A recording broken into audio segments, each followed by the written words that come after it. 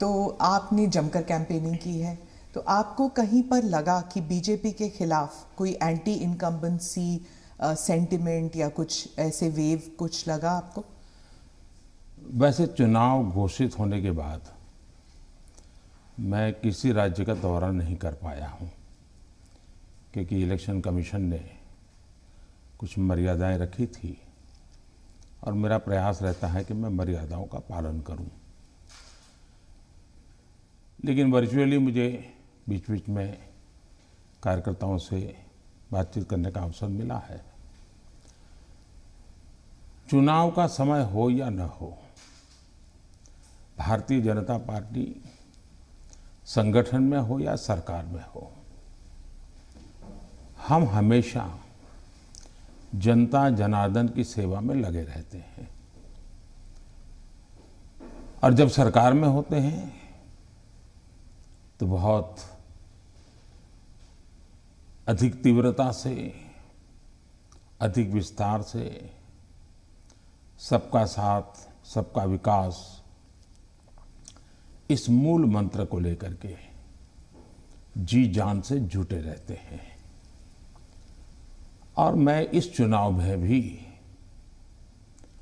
सभी राज्यों में देख रहा हूं कि भारतीय जनता पार्टी के प्रति लहर है।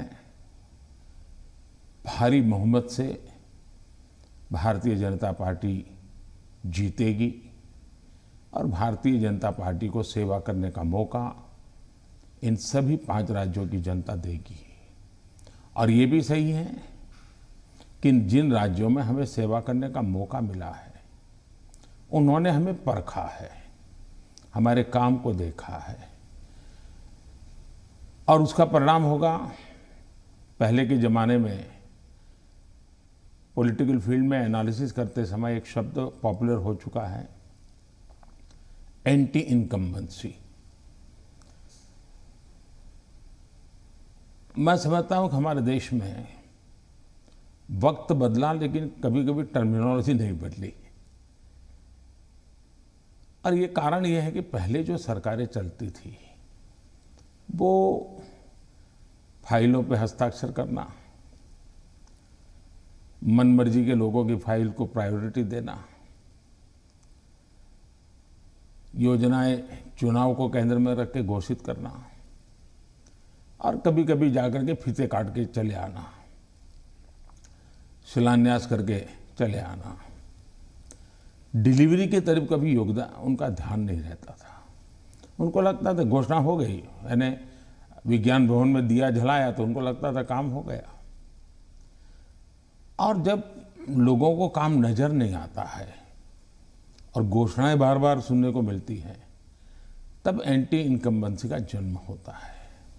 लेकिन जब काम करने का प्रयास दिखता है, दिन रात की मेहनत दिखती है, आसपास में कुछ न कुछ पॉजिटिव होता हुआ दिख रहा है, तो फिर एक विश्वास बनता है कि वहाँ हो रहा है तो कल मेरे यहाँ भी होगा। गरीब को घर उसको मिल गया तो कल मुझे भी, गरीब हूँ, मेरा घर इस बार लाइन नंबर नहीं लगा लेकिन कल मुझे मिलेगा। ये विश्वास पैदा होता है। और इसके कारण भारतीय जनता पार्टी के कल्चर में जहाँ भी हमें स्थिरता के साथ काम करने का मौका मिला है, वहाँ एंटी इनकम्बेंसी नहीं, प्रो इनकम्बेंसी का माहौल होता है। और भारतीय जनता पार्टी हमेशा प्रो इनकम्बेंसी को लेकर के चुनाव में अधिक ताकत से उभर करके आती है। उत्तर प्रदेश में खासियत रही कि एक ही पार्टी को दोबारा चांस नहीं देते हैं, मौका नहीं मिलता है। लेकिन आपको लगता है कि इस बार जो है, क्योंकि 3 चुनावों में उन्होंने बीजेपी को वोट दिया है, 2014 में, 17 में, 20 में आपको वोट दिया, तो आपको क्या लगता है कि आपने ही बहुत अच्छे ढंग से इस बात को कह दिया है कि 2014 में हमें वोट मिला, फिर 2017 में मिला, 19 में, फिर 2019 में मिला, यानी 3 बार मिला। मतलब जो पुरानी थियरी है, एक बार आओ एक बार जाओ वाला, उत्तर प्रदेश ने पहले ही नकार दिया है। जब पहले ही नकार दिया है तो अब क्यों आगे बढ़ाएगा? भारतीय जनता पार्टी ने अनुभव किया है कि हमें 14 में स्वीकार किया, फिर काम देखा 17 में स्वीकार किया, काम देखा 19 में स्वीकार किया, काम देखा 22 में स्वीकार करेंगे। जी। सभी तस्वीरों में जो पोस्टर्स छपती हैं उनमें मोदी जी की तस्वीर होती है और योगी जी की। जहां पर चीफ मिनिस्टर कैंडिडेट है वहां पर चीफ मिनिस्टर कैंडिडेट का होता है, नहीं तो मोदी जी की तस्वीर होती है हर जगह। तो अगर क्या ये हम ये मान के चल सकते हैं कि जो राज्य के चुनाव होते हैं एक किस्म से एक रेफरेंडम है सेंटर की पॉलिसीज को भी, सिर्फ स्टेट की नहीं, सिर्फ सेंटर की भी पॉलिसीज? आप देखिए, भारतीय जनता पार्टी एक कलेक्टिव लीडरशिप में विश्वास करती है, सामूहिकता में विश्वास करती है और हम स्तर पर सामूहिक रूप से काम करने के आदी हैं। वो तस्वीर प्रधानमंत्री की नहीं है, वो भारतीय जनता पार्टी के कार्यकर्ता की तस्वीर है जिसको नरेंद्र मोदी कहते हैं। और कार्यकर्ताओं के साथ मेरा खड़ा रहना मेरे लिए गर्व का विषय होता है। अगर मेरे साथी कार्यकर्ताओं के बीच में मेरी भी फोटो होती है तो मैं भी उन कार्यकर्ताओं जैसा लगता हूँ। मुझे लगता है हाँ, मैं भी इन्हीं के बराबर हूँ, मैं किसी से ऊपर नहीं हूँ, किसी से आगे नहीं हूँ। तो मेरे लिए तो उस फोटो का मतलब इतना ही होता है। और देश की जनता भी ऐसे,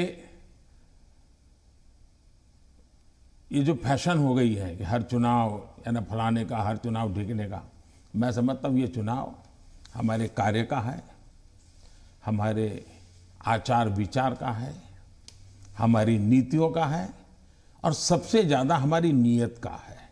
और मैं मानता हूँ देश उसको समर्थन कर रहा है। तो अगर पार्टी जीतती है इलेक्शन में तो बीजेपी कहती है ये मोदी की जीत है, तो अगर हारती है तो क्या आप इसको एक कभी कभी पर्सनल भी लेते हैं कि, और क्या मंथन चलता है पार्टी में आप बाकी लीडर्स के साथ बैठ के कि गलती कहाँ पे हुई और कहाँ पे हमको रोल बैक करना चाहिए या गलतियां सही करनी चाहिए? आपने बहुत सही सवाल पूछा है। भारतीय जनता पार्टी, हम चुनाव हार करके ही जीतने लगे हैं। हमने बहुत पराजय देखे हैं, जमानतें जब्त होती देखी है।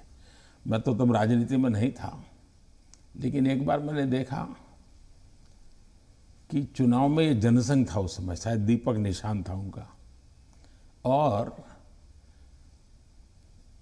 कहीं मिठाई बांट रहे थे। तो हमने सुना ये मिठाई क्यों बांट रहे, तो सब हार गए। तो बताया साहब हमारे 3 लोगों की जमानत बच गई है इसलिए हम मिठाई बांट रहे हैं। उस जमाने से हम लोग गुजरे हुए लोग हैं और इसलिए जय और पराजय दोनों हमने देखा है। हम जब विजयी होते हैं तो हमारी कोशिश ये है कि हम ज़्यादा से ज़्यादा जमीन से जुड़े, जमीन के साथ जितना गहरा नाता बनता जाए हम बनाए। हम जब चुनाव जीतते हैं तो हम लोगों के दिल जीतने के काम में कभी कमी नहीं आने देते।